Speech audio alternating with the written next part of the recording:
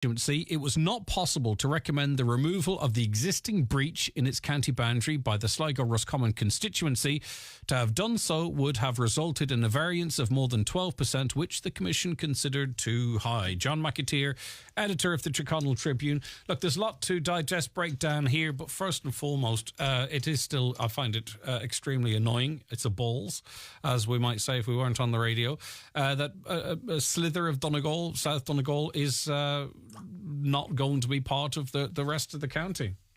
Unfortunately, and the reality here is that we were just of the population of just over 167,000, to have 2 3-seaters, you'd have to be much closer to that 175, 176. We weren't going to get there, but there was a bigger problem than that, in that there's 18 divisions in North Roscommon, in the Sligo-Leitrim constituency, to make up the numbers. So Sligo-Leitrim would be losing that Donegal vote entirely, because if we were to make up those 6 seats, we would need to get those areas north of Ballintrae, Ballyshannon and Bundoran back.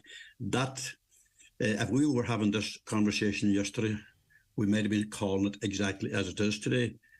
Anybody I talked to in the last week, and there's a big interest in it, mainly because people are very opposed to the idea of extra seats. But most people didn't see any real change. They saw changes predominantly around Dublin. But like for Donegal, the 5-seater is one that we're going to have to live with for the foreseeable future. We've had it now in 2016, 2020, and now probably next year or the year after it.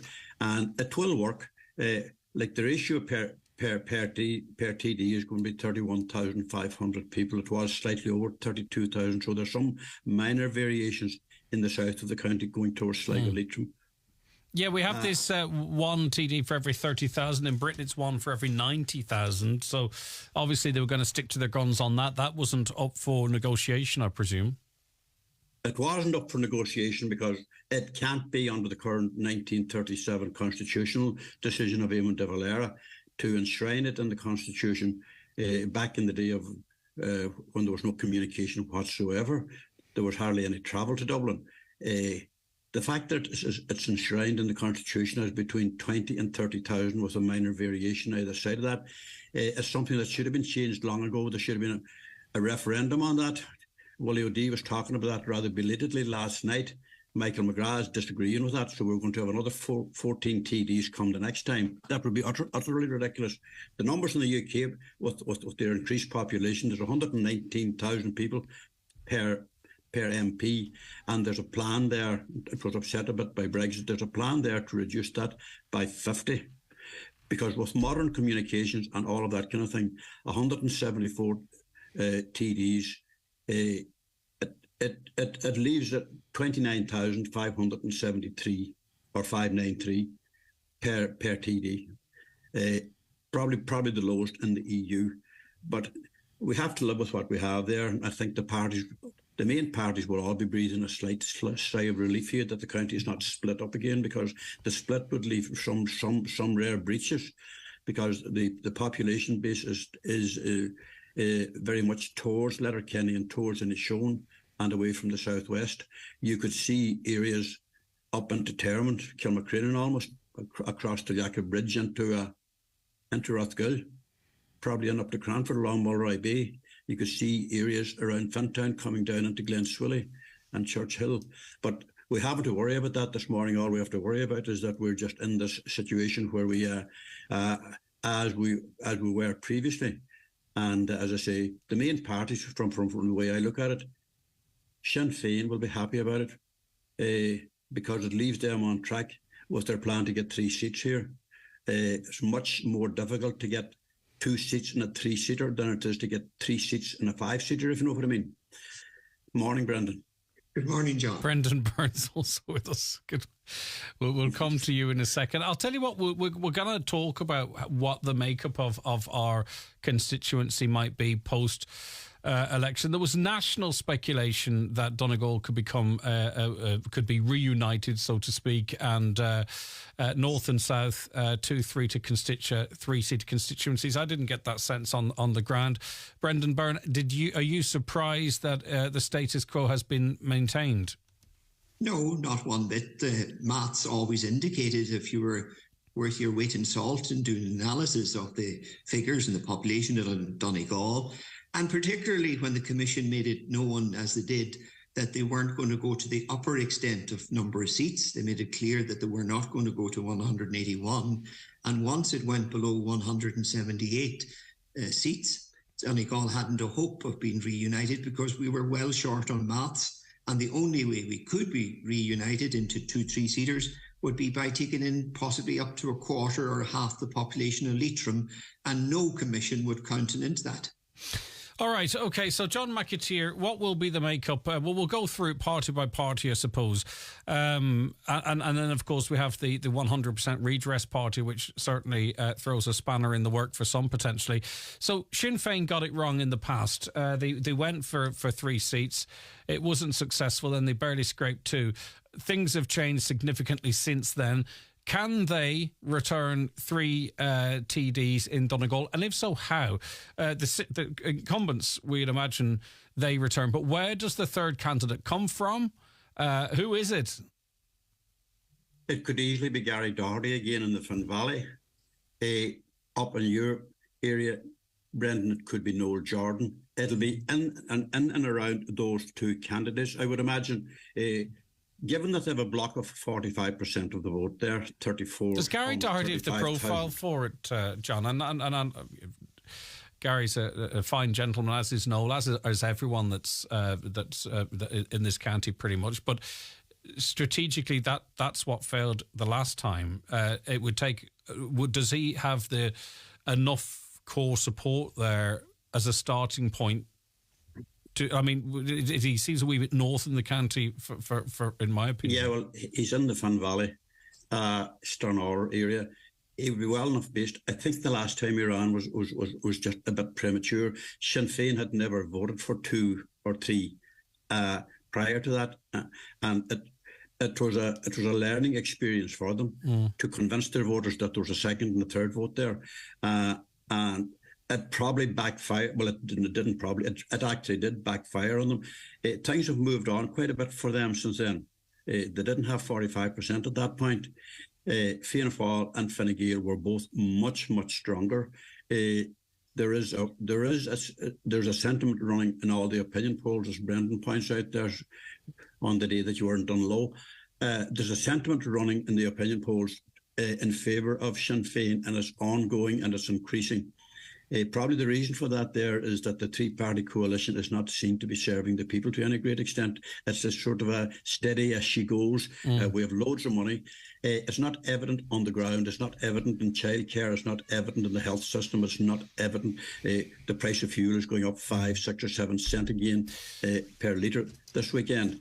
We have a different dynamic politically in Donegal, and it probably is going to transcend itself nationally as well, because nobody would be watching these results more closely than Shinners this morning. They'd have been worried about North Kerry there. Pat Daly would be hoping to bring in a second seat. I don't think he's going to unseat Danny Healy-Rae, but they would have high hopes of a second seat there. Likewise, across those Dublin constituencies, there would be high hopes there of extra seats. Yeah, for sure. There's a few interesting elements in that we'd get to. But in terms of a Sinn Féin third candidate, if she can be persuaded, and I don't know what the situation is at the moment, I mean, the logic that for me, if I were saying to them, you need to get Cora Harvey on that ticket.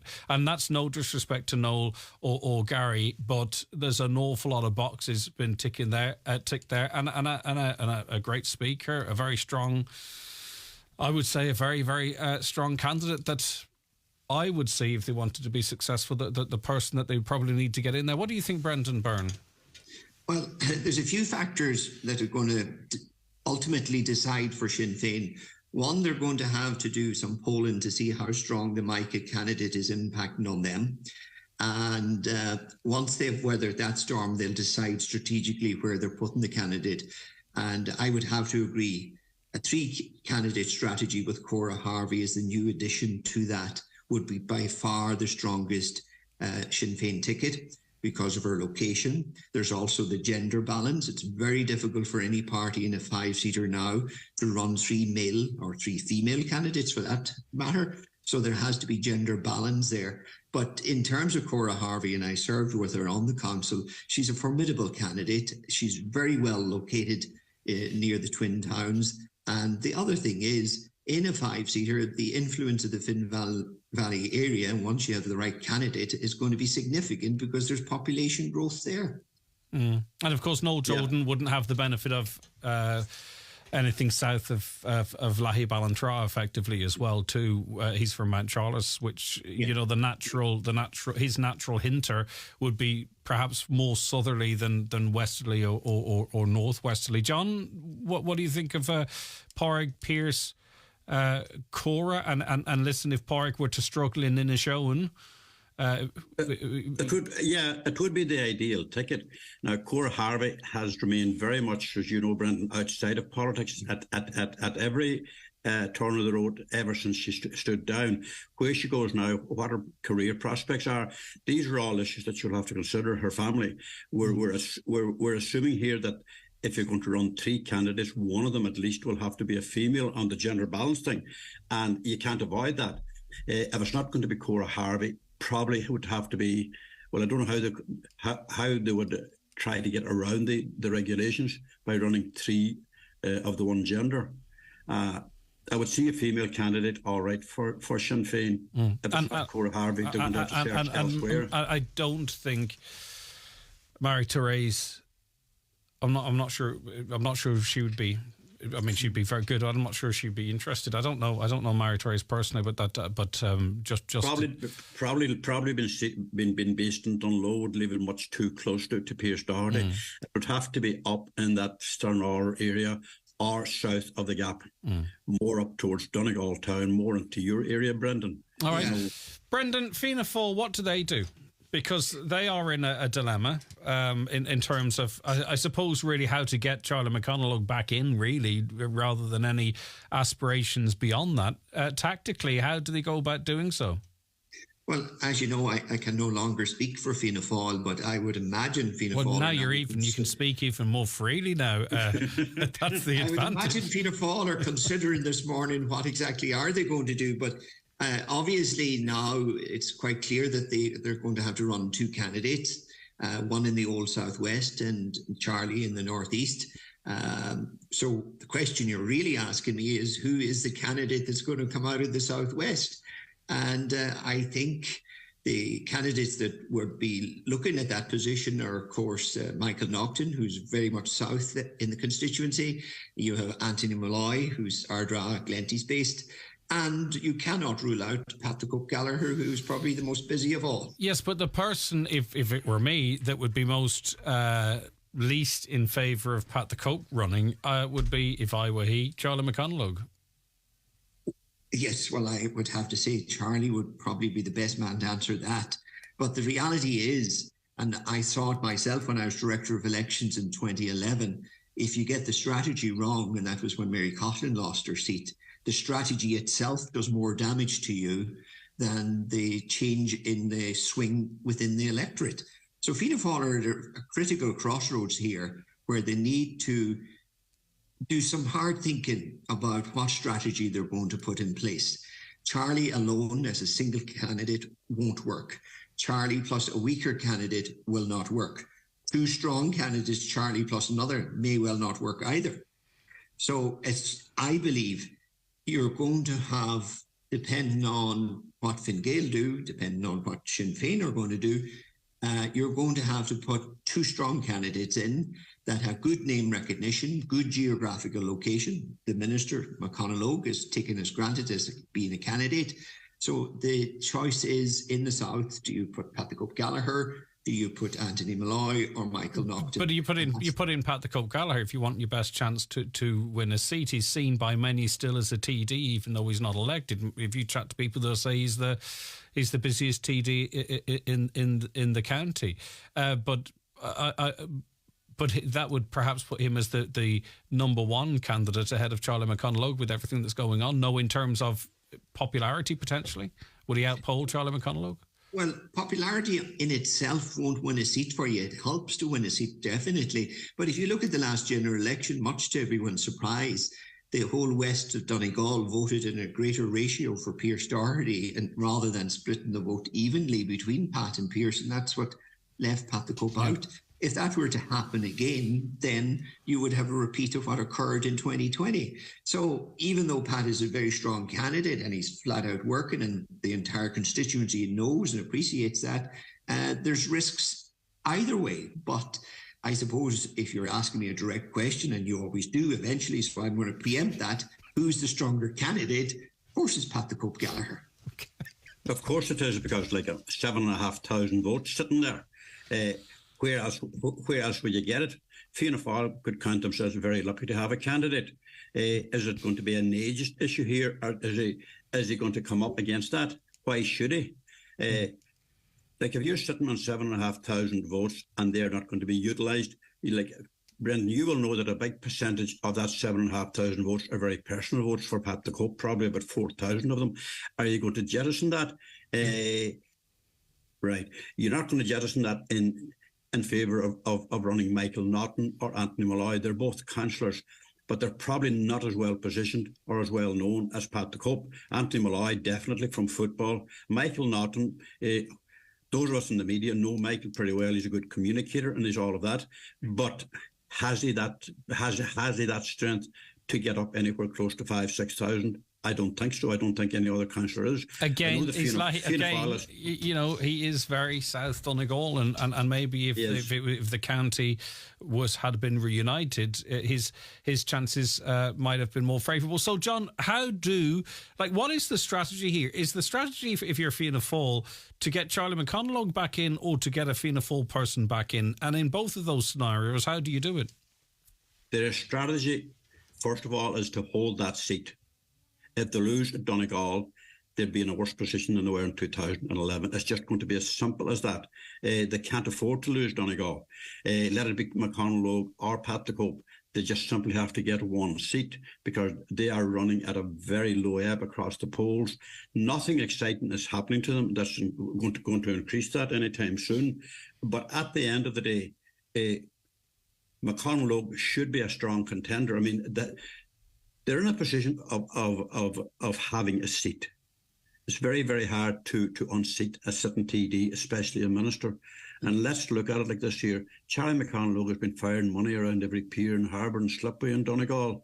I see it down at Port Salon there, going flat out to spending €1.5 million there.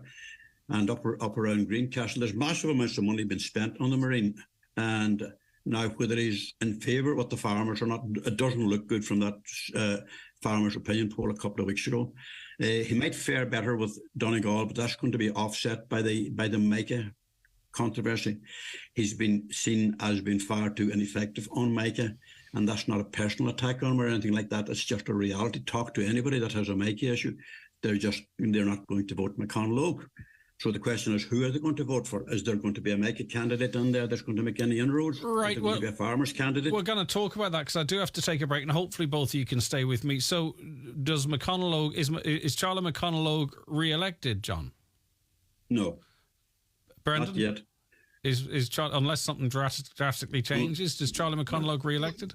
I would have to say, in Charlie's defence, he's a formidable campaigner. Mm-hmm. Now, I know he's at his lowest ebb because he had the Micah debacle and he had the farmers' issues, but he's a formidable campaigner. Who would have predicted in 2011 that he would have taken a seat against the tide when... Well, no one did, actually. No one was predicting a seat at all for Fianna Fáil. So I certainly wouldn't write Charlie McConalogue off.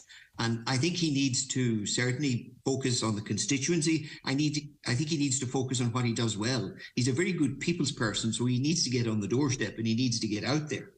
Brendan, as a senior minister, you're aware of the constituency so much. Yeah. Europe is calling, national politics is calling, the cabinet is calling. Every other constituency in the country that has a farming vote is calling. So it's not that easy. Joe McHugh learned that the last time. He just barely scraped in. So Pádraig McLaughlin almost lost out too, because he might not like this or not, but there was a sense that he was, too sort of focused on what was happening in Dublin or elsewhere. So you have to be really careful with that stuff. Well, that was 2016 when he lost the seat. He was more switched in the last time. As I say, it's been a big learning curve for Sinn Féin. and it's going to be a learning curve for everybody again, because Fianna Fáil and Fine Gael will have to hold those seats. Thomas Pringle will be a fairly certain... Well, yeah, John, I have to take a break. We're going to go to Fine Gael, the Mike Candidate Independents. Hail your horses there. Get a cup of coffee in you. We'll be back in... Right, we'll do that. Stay where you are too, Brendan. We'll be back with you in just a couple of minutes. All right, you're very welcome back to the 9 till noon show. A caller says, get Pat the Cope back. He's still done so much for us. Another Councillor Gary Doherty has done huge work for his community. He may do it more quietly than others, but he's always available and always helping to solve issues locally. I've absolutely no doubt of that. But it's about you have a big county to sort of resonate with. Brendan, the one thing, if I was trying to come up with a strategy, a party, if they were inclined to ask, which they weren't, and I hope they don't, would be Fine Gael. What do Fine Gael do?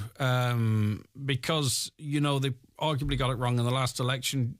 Joe McHugh, I think he's even with the defective concrete issue, I think he remains, you know, relatively popular, but he's not for running again. So, Brendan, what do Fine Gael do?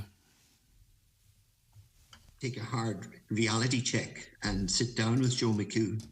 I think if they have any fighting chance of retaining the seat in Donegal, it's with Joe McHugh. The transformation in Joe McHugh and John McAteer mentioned it, from the time he was minister to present, is phenomenal, and he's connecting extremely well with the electorate. So Fine Gael need to take a reality check there and sit down with Joe and have that conversation with him, because I still believe Joe McHugh is their only hope of retaining a seat in a 5-seater Donegal.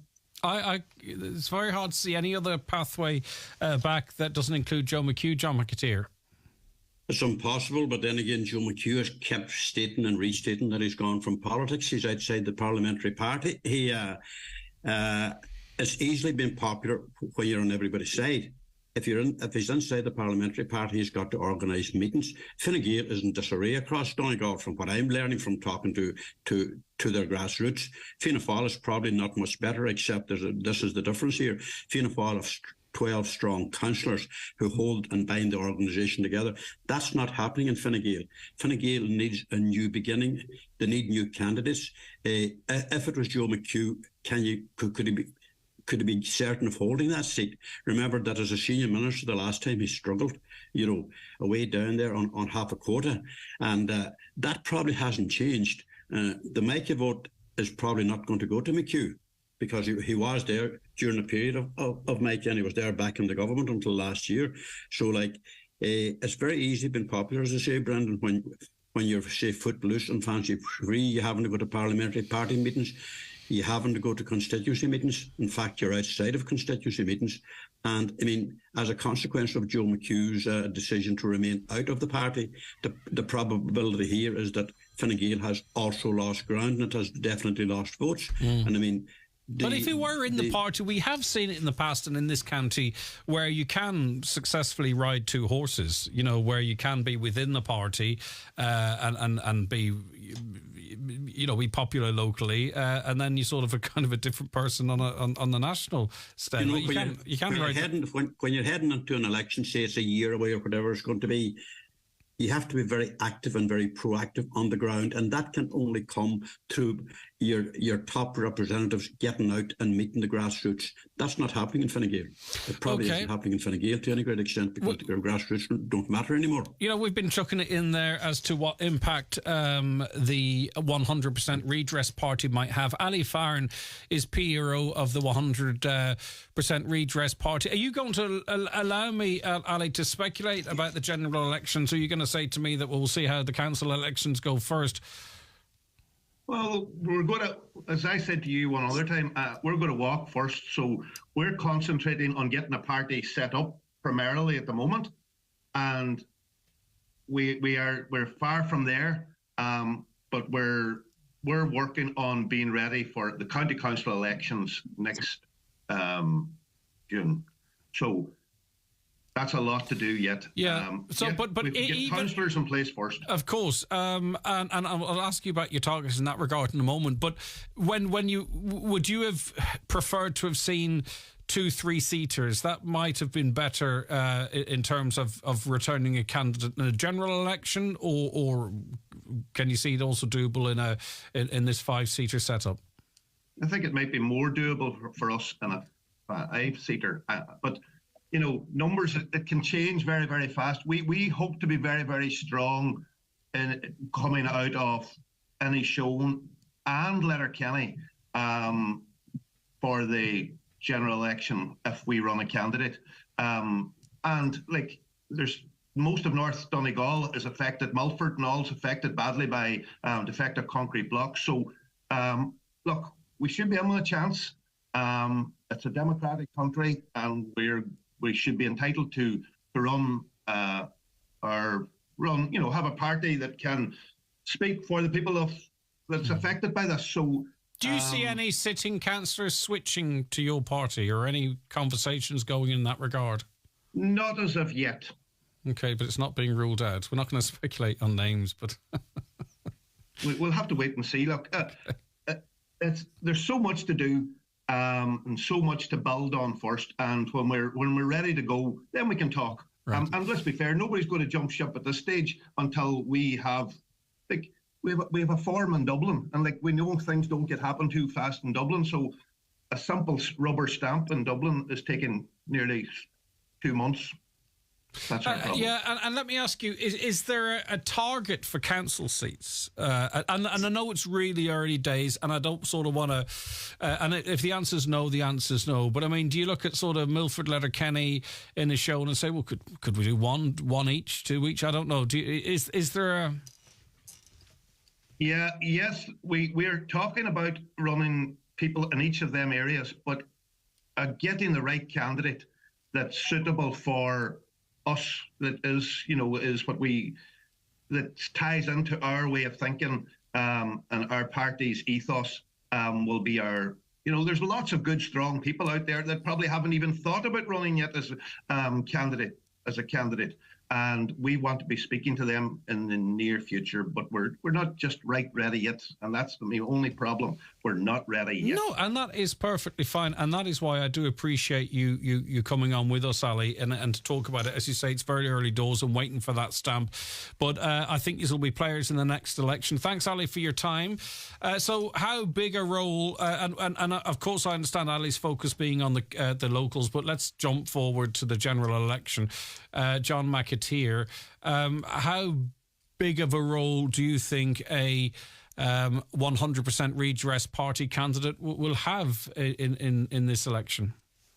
Difficult to know that one there, because it's the most adversarial constituency in the whole of Ireland. Every party and everybody within that party, they're fighting separate campaigns. Doesn't matter what else is going on in every other constituency. Donegal will be very hotly contested. Sinn Féin is going to be bidding for 3 seats. Fianna Fáil will be thinking of holding on to one and hope on the outside to get a second one. Thomas Springer will be a favourite with me. He has a solid base of 5,000-6,000 votes there. Popular man.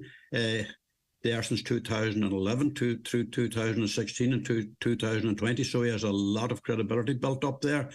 Fine Gael probably is in a more difficult position than any of the other parties, so that's going to add a lot of intensity. They have just one councillor in Inishowen, isn't it? In Johnny McGuinness. Yes, yeah. Jimmy Cavan is in Letterkenny. Martin Harley is in Stirnorler. And beyond that, they don't have an awful lot going for them. So, as we talked earlier on there, they don't have a figurehead leading them in the constituency, since Joe McHugh doesn't have the party whip and he doesn't have to go to party meetings, and he doesn't have to get out organising. So who's going to do it? I know that they have an area organiser based up in probably outside the county. I don't know to what extent that's playing into improving their lot. I'm just not seeing Fine Gael getting out of that difficulty that they're in. I can't believe this hour's going in so quick. Brendan Byrne, what role do you think a 100% redress party candidate might have? And will their message resonate the further they move, sort of south and west of Letterkenny? No, it won't. Once you go through the gap, unless they can mount a considerable campaign, and you can't underestimate that they would, because it is a very emotive issue. But if you're talking about a MICA candidate, you must look at where the impact of a MICA candidate is going to be. And that's, of course, going to be on Charlie McConnell-Logue. It's going to be on Pádraig McLaughlin. So therefore, the whole third seat for Sinn Féin possibly is in jeopardy because of MICA. The only Fianna Fáil seat may be in jeopardy because of MICA. So that kind of addresses the issue that we should be looking at. And we talked about it earlier, the strategies of all the parties and the strategic decision they take where they put the candidates. It's the party that makes the mistake that's going to lose the seat. Mm-hmm. And this is going to be a highly strategized election. So the party that's best organised on the ground will, by default or other, get the bonus. And of course, then, to John McAteer, there's going to be other strong candidates. Mary T. Sweeney has aimed to backing her. She's going to be running in the elections, I am sure. And her message will resonate with an awful lot of people. She has high profile. Yeah. But there's probably going to be a farmers candidate from what we're gathering as well up in Inishowen. We talked there about, you can look at this and sectionalise it. To come out of Inishowen, Letterkenny and Mulford, you're going to need the guts of 7,000 votes, because the MICA campaign is going to dissipate south of the gap and long before that. Yeah. But it's not beyond the bounds of reality that can be achieved, but it's going to be achieved at a big cost there, both to Sinn Féin and to Fianna Fáil. I'm not too sure exactly to what extent the MICA campaigners have put a strategy in place, because you're going to have to organise in every single area if you're going to get votes. That is a big ask. But they are the most impressive in terms of... I think that's going to be very important for them is social media. And their reach on that, and how they can organise in that way, and how they strategise it. Because you know what? It could be a protest vote for some as well. It could, but at the same time, MICA is a huge following. It has a huge campaign because it's an independent, free-spirited organisation. It doesn't have a political base. But once you politicise an issue, then you could see splits developing there, because not everybody that has MICA in their home is going to be a MICA candidate, or not just going to be a MICA voter. Councillor Jack Murray. That's a big issue. Councillor Jack Murray of Sinn Féin, your reaction to the Electoral Commission. Do you think it makes sense to retain Donegal as a 5-seater? No, I think it's a very disappointing decision. I think Donegal, since partition, I think has been the forgotten county in favour of the eastern seaboard, and in particular Dublin, and the population of the Dáil is weighted in its favour. I think we could have done with an extra voice in the Dáil for Donegal. I think we should have taken back in the likes of Ballyshannon, Bundoran, completed the county boundaries, divided into 2 3-seaters, and I think they brought that extra voice for the county when it's needed more than ever. You're talking about the defective block crisis. Like, if we had that extra voice in favour of Donegal fighting in Dublin, I think it would make that struggle a bit easier. So I think it's an opportunity missed today, particularly for those of us in Donegal in the northwest. All right, I wish I had more time, Jack, but unfortunately I don't. Thanks very much for that comment. And both of you, finally and briefly, Thomas Pringle, you'd be confident of him retaining his seat? Yeah, quite confident. I would see it from this distance out. I would see it as Sinn Féin battling for 3. Thomas Pringle, it's hard to say that anybody's a safe bet because there's no such thing. Thomas Pringle would be in there as always. He's the most transfer-friendly candidate in Ireland. So 3 Sinn Féin, 1 independent. Where does the last seat go? You would have to toss a coin on that one. Well, no, you don't have a coin. You've got your head, John. I would call that for Fianna Fáil, actually. Pat the Cope Gallagher or Charlie McConnell? If Pat the Cope's running, I'd call that for the Cope. Okay, Brendan, would you see 3 Sinn Féin? Yeah, I see 3 Sinn Féin and 3 candidates then for the remaining 2 seats. And if you look at 2016 and 2020, and you can't go and ignore the facts of that, Thomas Pringle survived in both those elections with a sizable transfer from Sinn Féin. If Sinn Féin run 3 candidates, which they are going to, where does that transfer that he has lived on in 2016, it elected him, 2020, it got him over the line again. If Sinn Féin tighten their vote, they'll take the 3 seats, and the other 2 seats will be between Thomas Pringle, a Fine Gael candidate, and a Fianna Fáil candidate. With possibly, if Fianna Fáil organise themselves, they could, by default, possibly have 2 in the run. Brendan Byrne, thank you very much indeed. I just kicked him out then off the back of that nominee joke. John McAteer, thank you.